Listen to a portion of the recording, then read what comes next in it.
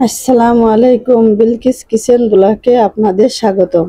আজ আমি আবারও চলে এলাম নতুন একটা রেসিপি নিয়ে। আমার আজকের রেসিপি হচ্ছে কচুর গাটি বা কচুর মুখী নিরামিষ রান্না। আর এই কচুর মুখিটা যদি পারফেক্টলি রান্না করা যায় তাহলে কিন্তু খেতে খুবই ভালো লাগে। তো কিভাবে এই কচুর মুখিটা পারফেক্টলি রান্না করবেন আর এই কচুর মুখিতে শরীরের জন্য যে কত উপকার সেটাই আজ আমি আপনাদের মাঝে শেয়ার করব। তো চলুন দেখে নিই কিভাবে কচুর মুখিটা রান্না করা যায়। তো প্রথমেই আমি এই যে দেখুন 1 কেজি কচুর গাটি বা কচুর মুখি নিয়ে নিয়েছি। এই যে দেখুন, এখন এই কচুর মুখিটা আমি সেদ্ধ করে নেব। এজন্য একটা কড়াইতে কচুর মুখিটা নিয়ে নিয়েছি। এখন এখানে পরিমাণ মতো পানি দিয়ে দেব।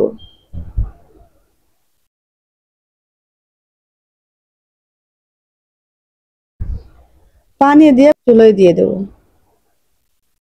এই যে দেখুন চুলোয় দিয়ে দিয়েছি। এখন চুলোয় দিয়ে ঢাকনা দিয়ে ঢেকে এভাবে আমি আধা ঘন্টা কুক করে নিয়েছি। আধা ঘন্টা পর এই যে দেখুন কচুর গাঁটিটা কিন্তু সেদ্ধ হয়ে গেছে। এখন এটা ঠান্ডা করতে রেখে দেব। এখন এই যে দেখুন কচুর গাঁটিটা কিন্তু ঠান্ডা হয়ে গেছে। এখন আমি এর খোসাটা এভাবে ছাড়িয়ে নেব। এই যে দেখুন খোসাটা কিন্তু সহজেই ছাড়ানো হয়ে যাচ্ছে। কচুর গাঁটি বা কচুর মুখিটা এভাবে ভালো করে খোসা ছাড়িয়ে নেব। আর এই কচুর মুখিতে কিন্তু প্রচুর পরিমাণে ভিটামিন সি আছে, যা আমাদের শরীরের রোগ প্রতিরোধ ক্ষমতা বাড়ায়। আর এই কচুর মুখী কিন্তু হজম শক্তি বৃদ্ধি করে। কচুর মুখিতে কিন্তু প্রচুর পরিমাণে আঁশ বা ফাইবার থাকে, যা হজমে সহায়তা করে এবং কোষ্ঠকাঠিন্য যাদের আছে তাদেরও কিন্তু এই কচুর মুখী কোষ্ঠকাঠিন্য দূর করে থাকে। এতে রয়েছে প্রচুর পরিমাণে আয়রন, যা রক্তের হিমোগ্লোবিনের মাত্রা ঠিক রাখতে সাহায্য করে। এভাবে আমি সব কচুর মুখিগুলো খোসা ছাড়িয়ে নেব। এখন কচুর মুখিগুলো খোসা ছাড়ানো হয়ে গেছে, ভালো করে ধুয়ে নেব। ধুয়ে এক পাশে রেখে দেবো। এরপর চলে যাব চুলোয়। চুলোয় একটা পাতিল বসিয়ে দিয়েছি। পাতিলে পরিমাণ মতো তেল দিয়ে দিয়েছি। তেলটা একটু গরম হলেই প্রথমে দিয়ে দেব 1 চামচ গোটা জিরা। গোটা জিরাটা গরম হলেই বড় একটা পেঁয়াজ আর একটা রসুন কুচি দিয়ে দেব। রসুন কুচি আর পেঁয়াজ কুচি একটু ভেজে নেব। এরপর দিয়ে দেব একটা পেঁয়াজ বাটা আর 1 চামচ সরিষা বাটা। সরিষা বাটা আর পেঁয়াজ বাটা দিয়েও এভাবে ভালো করে ভেজে নেব।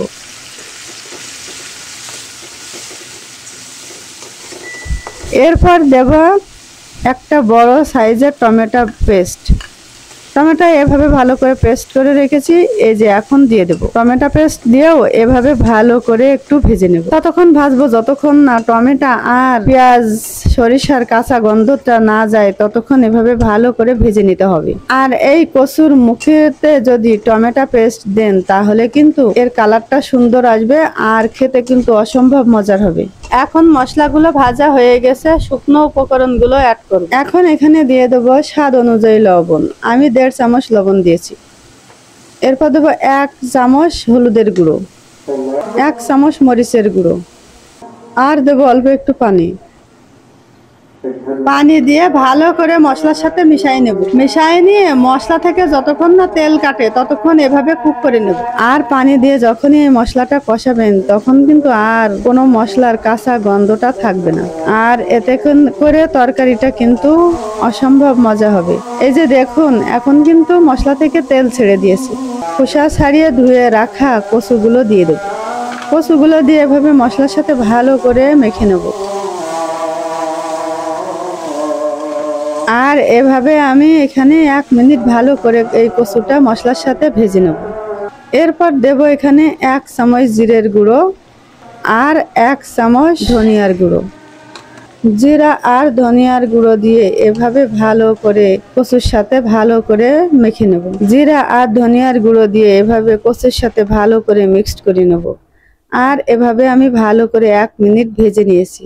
যেহেতু আমার কচুটা আগে থেকে আমি সিদ্ধ করে রেখেছি, এই জন্য এখন আর কোনো পানি দিয়ে কষাবো না। এখন এভাবে 1 মিনিট ভেজে নিয়েই আমি এখানে ঝোলের পানি দিয়ে দেব। এই যে এই 2 কাপ ঝোলের পানি দিয়ে দিয়েছি।